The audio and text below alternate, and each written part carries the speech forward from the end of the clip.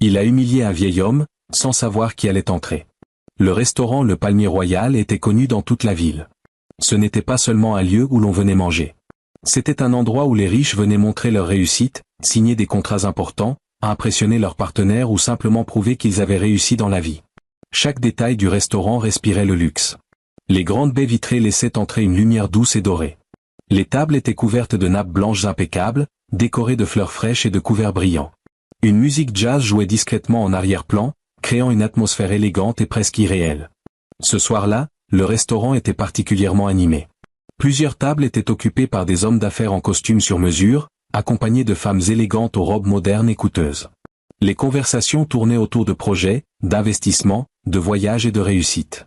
On entendait parfois des éclats de rire, des verres qui s'entrechoquaient, des serveurs qui passaient rapidement entre les tables avec des plateaux remplis de plats raffinés. Au centre de la salle se trouvait une grande table ronde occupée par 5 hommes.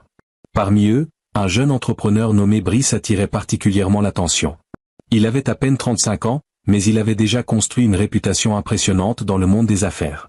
On disait qu'il avait gagné sa fortune grâce à des décisions audacieuses et des investissements risqués. Certains l'admiraient pour son courage.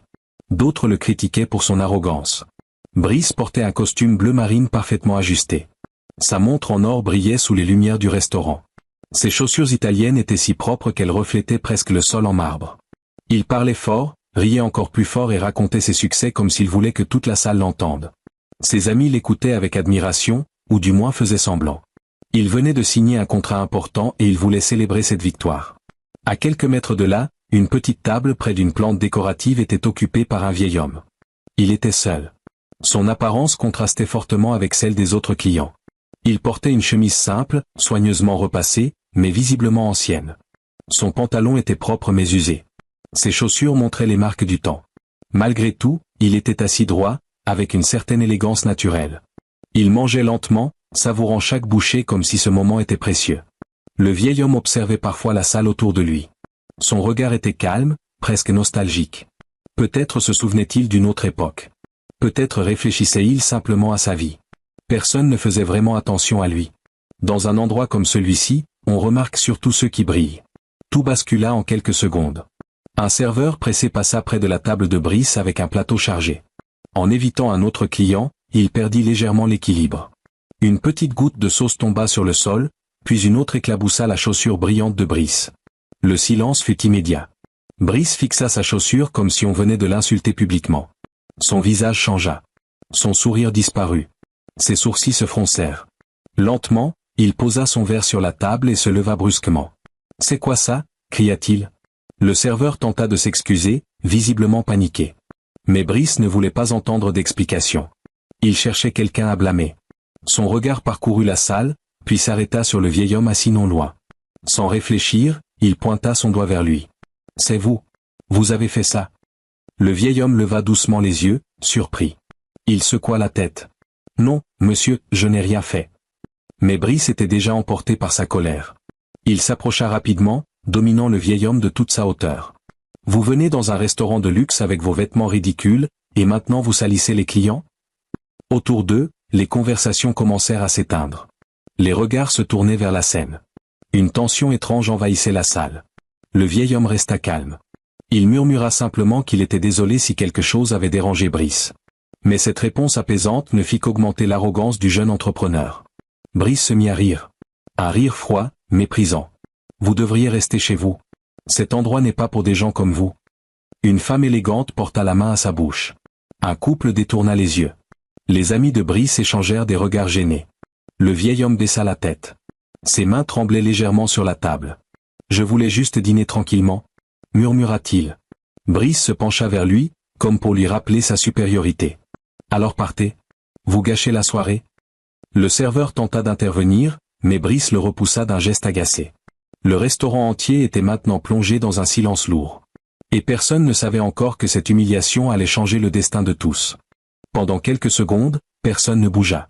Le silence qui venait de tomber sur le restaurant semblait presque irréel.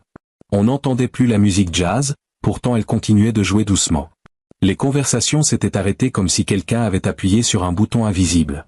Tous les regards étaient tournés vers la petite table où le vieil homme restait assis, la tête légèrement baissée. Brice, lui, se tenait debout avec une expression de victoire sur le visage. Il avait l'impression d'avoir rétabli l'ordre.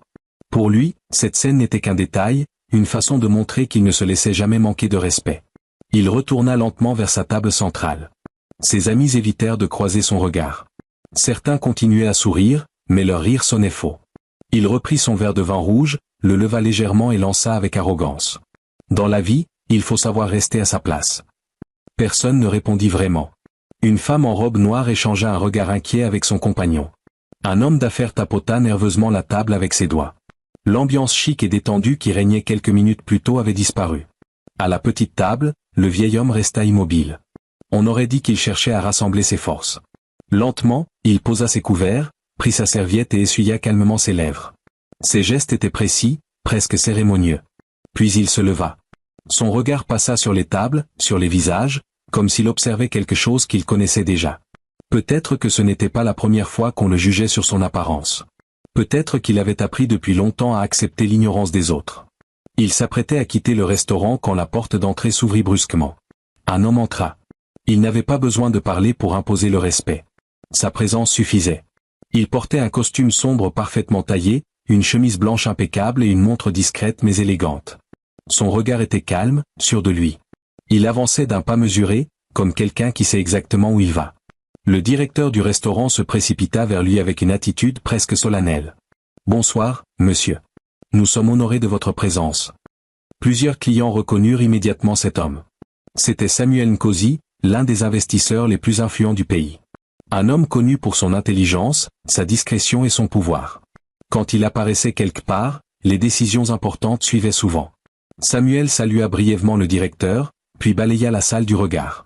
Il semblait chercher quelqu'un. Ses yeux s'arrêtèrent soudain sur le vieil homme debout près de la table. Son visage changea instantanément. Sans hésiter, il traversa la salle. Les clients s'écartèrent légèrement sur son passage. Même Brice sentit une étrange tension dans son estomac sans comprendre pourquoi. Arrivé devant le vieil homme, Samuel posa doucement une main sur son épaule. « Papa, pourquoi es-tu debout ?» Un choc silencieux parcourut toute la pièce. Le vieil homme leva les yeux vers lui. Son regard se radoucit. « Je pensais partir, je ne voulais pas déranger. » Samuel fronça légèrement les sourcils. Il observa autour de lui, puis son regard croisa celui de Brice. La tension devint palpable. Brice tenta de garder contenance. Il s'avança avec un sourire forcé. Il y a eu un petit malentendu, rien de grave. Samuel resta silencieux quelques secondes. Son regard était froid, mais maîtrisé. Un malentendu, répéta-t-il calmement. Personne n'osait parler. Même les serveurs s'étaient arrêtés. Samuel prit une inspiration lente. Cet homme que vous avez humilié devant tout le monde, c'est celui qui a construit ce restaurant. Il en est le propriétaire. Les mots tombèrent comme une enclume. Un murmure parcourut la salle. Certains clients échangèrent des regards incrédules. D'autres baissèrent les yeux, honteux d'avoir assisté à la scène sans intervenir. Brice sentit son cœur s'accélérer. Son assurance disparaissait seconde après seconde. « Je ne savais pas » murmura-t-il. Samuel répondit immédiatement. « Le respect ne dépend pas de ce que vous savez. Il dépend de ce que vous choisissez d'être. » Ces mots frappèrent Brice plus fort que n'importe quelle insulte. Le directeur du restaurant s'approcha alors avec gravité. « Monsieur, nous vous demandons de quitter les lieux. » Les amis de Brice restaient silencieux. Aucun ne prit sa défense. Pour la première fois de la soirée, il se sentit seul. Il ramassa sa veste, évita les regards et marcha vers la sortie. Chaque pas semblait plus lourd que le précédent.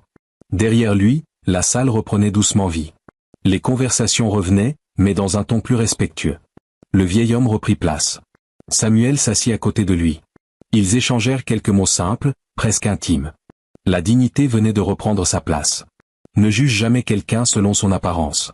Car le respect que tu refuses aujourd'hui peut devenir l'humiliation que tu subiras demain. Si tu crois que le respect est plus important que l'argent, alors montre-le en laissant un like maintenant. Et abonne-toi pour ne jamais rater les prochaines histoires vraies qui peuvent changer une vie.